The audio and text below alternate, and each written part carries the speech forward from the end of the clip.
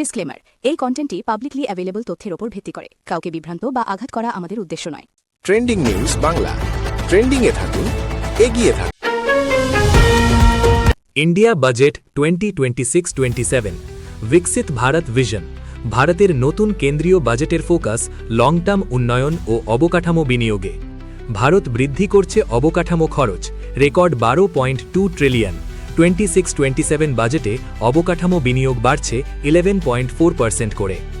India budget 2026 শিল্প plus উৎপাদন বৃদ্ধির পরিকল্পনা। বাজেটের আরেকটি দিক হিসেবে শিল্প ও উৎপাদন ক্ষেত্রকে শক্তিশালী করা হচ্ছে। ভারতের বাজেট ফিস্কাল ডিসিপ্লিন প্লাস বিদেশি বিনিয়োগ। কেন্দ্রীয় বাজেটে অর্থনৈতিক স্থিতিশীলতা ও পরিবেশ বান্ধব অবকাঠামোতে জোর।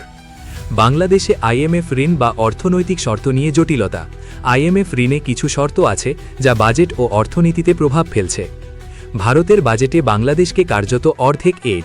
26-27 বাজেটে ভারত বাংলাদেশে অনুদান অর্ধেক করে দিয়েছে। বরাদ্দ কত খাতে কত?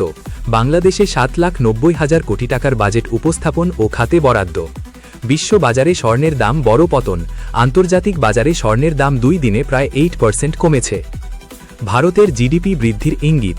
সাম্প্রতিক অর্থনৈতিক সমীক্ষায় ভারতের জিডিপি বৃদ্ধির গতি ধীর হলেও শক্তিশালী থাকার ইঙ্গিত।